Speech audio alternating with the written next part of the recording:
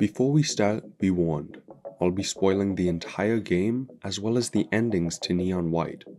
It's a pretty gameplay focused game, so while you may know the story, the game is still well worth playing after watching the video. In this world there is a god, as well as a heaven and hell, although they deviate from how we see them in popular culture. God reigned over dead souls and decided their fates using two different books, the Book of Life and the Book of Death. Using a special pen known as the Inkhorn, he would take the yearly 10 days of judgment to write people's names into one of these two books. Those who sought forgiveness from those they'd wronged and extended forgiveness to those who'd wronged them were written in the Book of Life and granted an eternity of peace by freeing their spirits to the wind. Those who didn't and held on to their feelings of hatred were written into the Book of Death, forced to stay conscient forever, never being freed from the monotonous pain of existence. Souls waiting for their judgment were placed in an area called Sheol, a sort of waiting room for the dead, bordered by an impenetrable wall called the firmament, only able to be scratched by angels' holy flames. Due to the common instinct of man after death, many souls waiting to be judged in Sheol assumed they were instead in heaven, and heaven just turned out to be really boring. These souls decided they deserved far better if they truly were in heaven, which they weren't, but unaware of that, they got together and fought back against God, forming a group called the Believers. These Believers somehow got their hands on the Book of Death, whose power was the only thing that let them stand a chance against God and his angels. The battle that ensued was so destructive, it broke a massive hole in the bottom of the firmament, although with the Book of Death, the Believers eventually won out. Before God had lost all his power, he sealed his two great fists, one containing the Book of Life and the other containing the Inkhorn. While the Believers would be left with the Book of Death, they would never obtain its true potential without the Inkhorn, and never be able to ascend to godhood without both books. All of God's angels were either killed or forced to swear allegiance to the Believers, working for their benefit. At last, the Believers had what they wanted. Using the Book of Death and the help of the remaining angels, they could build their ideal heaven, but there were still a few problems. Without the Inkhorn, souls couldn't properly be written into the Book of Death. Not wanting all the souls of the dead to crowd up their perfect heaven, the Believers booted them out the bottom of the firmament where the hole had been created during the war, throwing the souls into a stasis in an area known as the Glass Ocean. Here's a more detailed graph if that wasn't clear. Inside here is where the Believers are, and outside is where the spirits written into the Book of Death by God are. Once God was defeated, the Believers didn't have the Inkhorn to properly judge the new souls, and booted them out the bottom, through the hole in the firmament into an area called the Glass Ocean. This system quickly showed its flaws, as during the 10 days of judgment, the lingering presence of God grew, becoming so strong that souls that had been written into the Book of Death back when God was in charge would crawl through the hole in the firmament, turning into demons as they crossed into heaven. Too busy using the Book of Death to build their ideal heaven, they'd have to think of some other way to deal with the demons. But to explore how they did that, we first have to go through the origin story of a seemingly insignificant gang back in the world of the living. Decades ago, a man codenamed Green and his partner in crime Blue pulled off a massive heist, but at the last moment, Blue double-crossed Green, making off with all the money. Betrayed by the one he trusted most, Green knew he couldn't let it go, and spent the next dozen or so years training up 4 new assassins that would serve as his tools for revenge. White, the charisma of the team, keeping them together no matter how rocky things got. Yellow, White's lovable idiot of a best friend. Red, White's lover and master sniper. And Violet, an explosive maniac doing whatever she can to get Green's approval. Green trained them all up to deadly assassins, although he had a specific interest in White. As Green observed their team dynamic throughout the years, he noticed that, while everybody obeyed him as their leader, everybody trusted White as their friend. If he were to get them to join a risky, revenge-fueled mission against Blue, he would need White to convince them. Throughout all these years, Green still hasn't grown to forgive Blue, and finally deemed his team ready to take him on, even if it meant their lives. While the rest of the team were wary of a mission fueled by revenge, Green simply had to manipulate White into telling them the mission was a good idea. To put your trust in your leader is one thing, but to trust your friend, well, that's something else entirely. When Green and his gang arrived, they were hopelessly outmatched. Not only had the money been moved out of the vaults, guards were crawling all over, and Blue was nowhere to be found. Green ordered them to split up, but they stood no chance. One by one, the gang fell, with White powerless to do anything but regret convincing his friends to join this mission. He eventually found Green, who had just exacted his revenge, and at that moment, White finally realized how he had been manipulated all these years for someone else's petty vengeance. Angry for his friend's death, angry for letting himself be manipulated, and angry for being betrayed by the one he trusted the most, he shot Green, leaving him to die as he went to see Red's body one last time. So, back to the believers and their demon infestation problem. Not wanting to do any actual work themselves, they found the strongest spirit they could find, and equipped him with 2 items. A mechanical halo, made with the power of the Book of Death, giving the user an immense amount of power, but kept them under the control of the believers. Secondly, a mask made out of an angel's corpse, which the believers could detonate at any time, killing the wearer with holy flame. And what do you know? The strongest spirit they could find turned out to be Green, and with his newfound power, he crushed thousands of demons. Although, despite his best efforts, even a killer as efficient as him wasn't enough.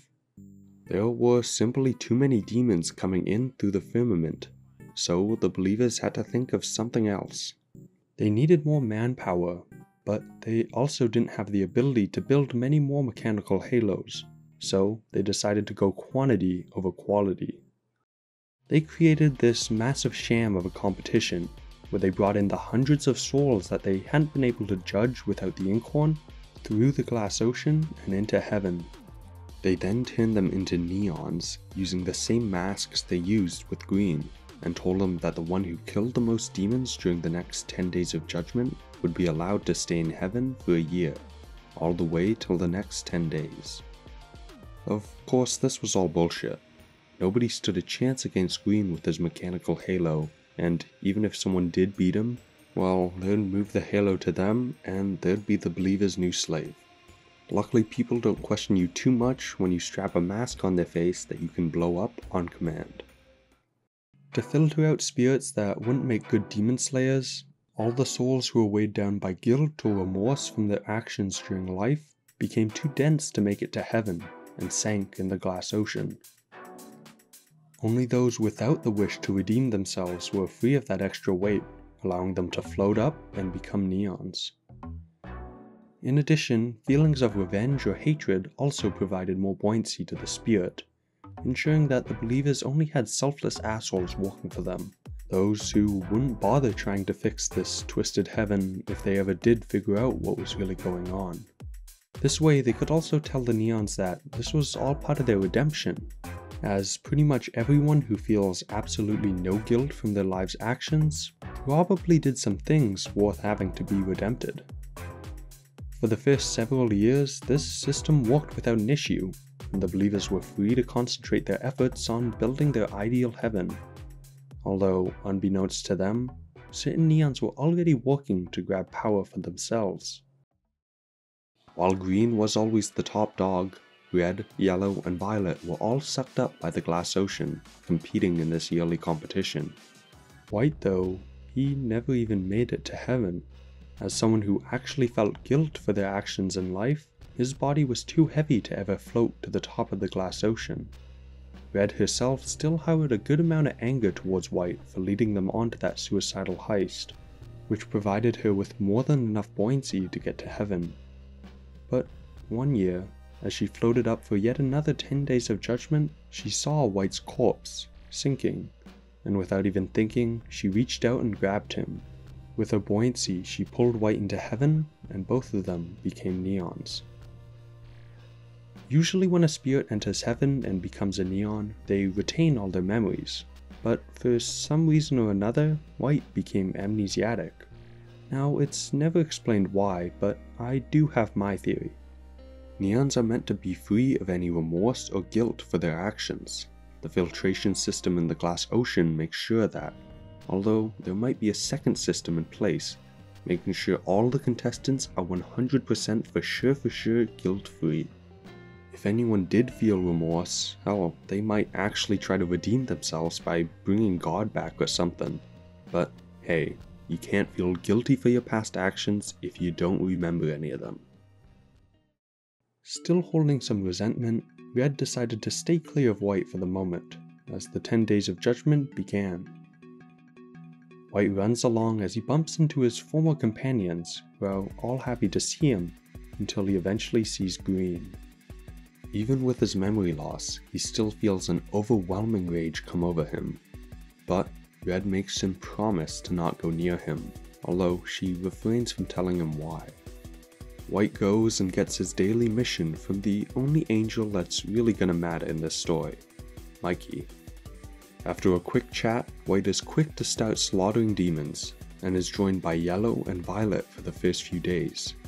Although, taking advantage of his memory loss, Violet secretly tries to brew distrust between Yellow and White, so that she may finally surpass them both.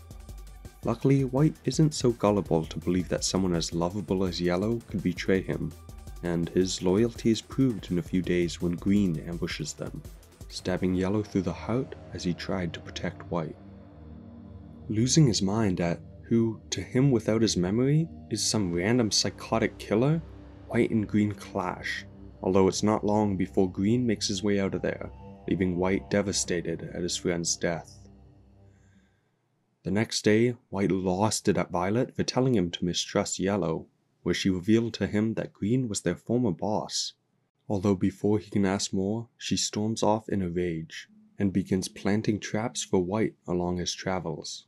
But more on Violet in a bit. After another encounter with Green, where both Red and White are almost killed, Red finally cracks and explains White's past to him.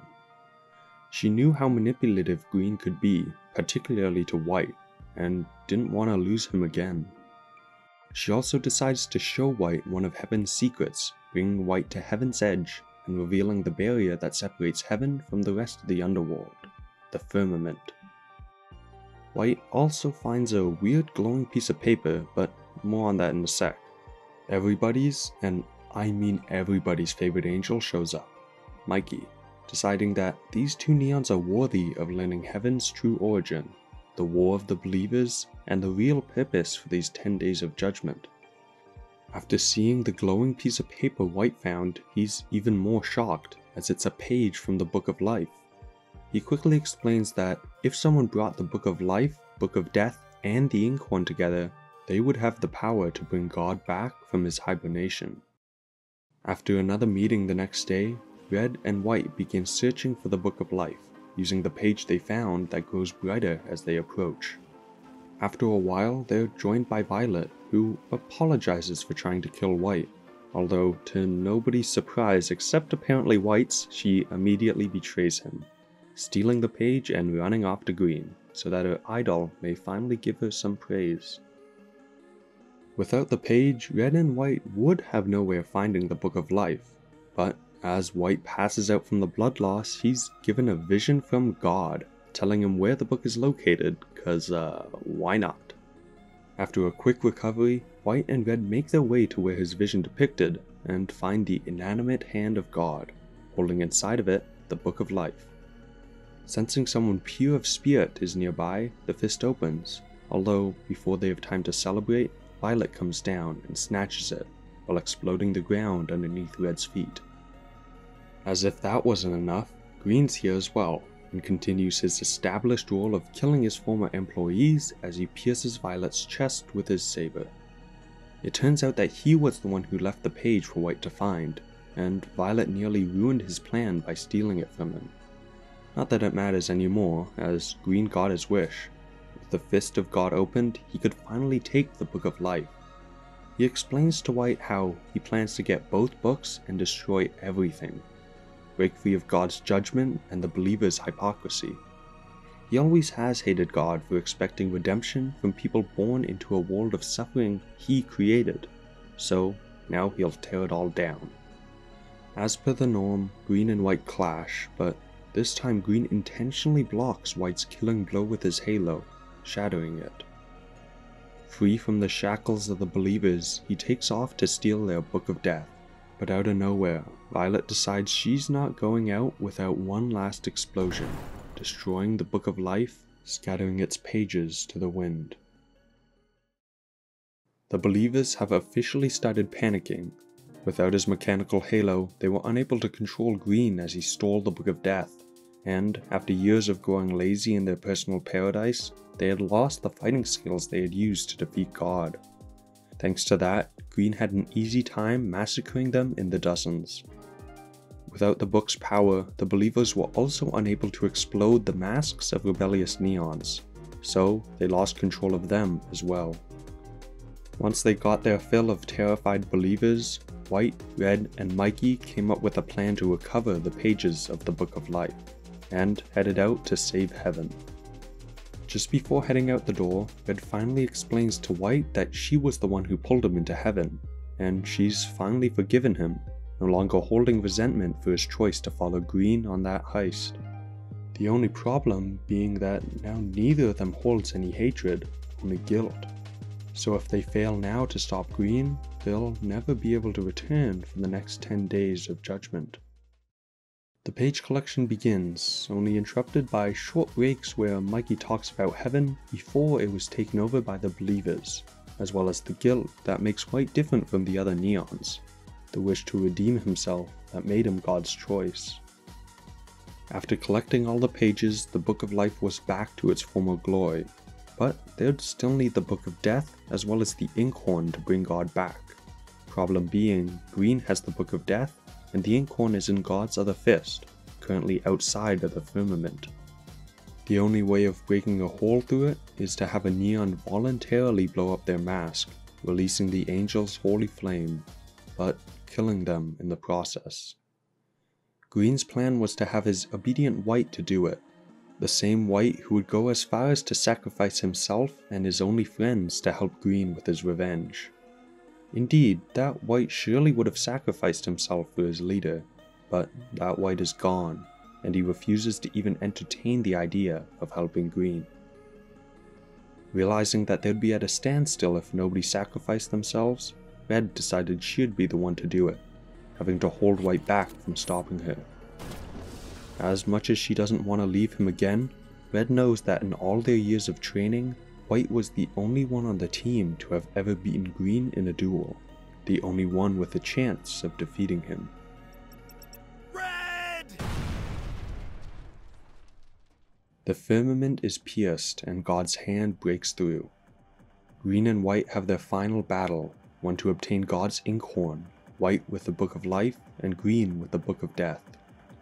The victor will not only decide the fate of the world, but the fate of the afterlife for every human who has ever and will ever live. After an extensive clash, White proves just how far he's come in the past 10 days, soundly defeating his long corrupted friend. As he recovers from his victory, God's hand begins to change, and down comes biblically accurate Mikey. Now that the Inkhorn has been reunited with the two books, God has begun to reform. Mikey's gotta go help the other angels facilitate God's return, but what do you know, Green isn't given up so easily. Now White has two choices. He can either write Green's name in the Book of Death, holding on to his grudge with Green for the rest of eternity, as he did with Blue, or the Book of Life, releasing his hatred, his feelings for revenge, and forgiving Green, so that he can finally move on. Now, there are two different endings in this game, depending on which the player chooses, but in this game centered around forgiveness, I'll let you guess which one is the true ending. We'll go over the Book of Death first. White decides he can't forgive Green for all that he's done, and writes Green's name in the Book of Death. Green begins to transform into a demon, and White happily waves his old boss goodbye as he is overcome with his new form. White passes out from the power of the inkhorn, and with the help of the angels, God returns. Although as God gets back to judging souls, White's name is not written into the Book of Life. He did not learn to forgive as Yellow, Red, and Violet did. In the second ending, White chooses to forgive Green for an entire life and afterlife of misdoings, writing his name into the Book of Life. If God couldn't grant him forgiveness, well, maybe White could. Finally done his fighting, he sits back and watches Green ascend. Again, he passes out from the sheer power of the inkhorn, but this time he joins his comrades in the Book of Life. Before the game ends, we get to see one last memory, showing back before Green was corrupted by revenge. Before Red, Yellow, and Violet lost faith in their friend for leading them on Green's suicide mission, and before White was betrayed by his closest mentor. While times have changed and things will never go back to how they were, you can still immortalize the memory with a photo. Thanks for watching.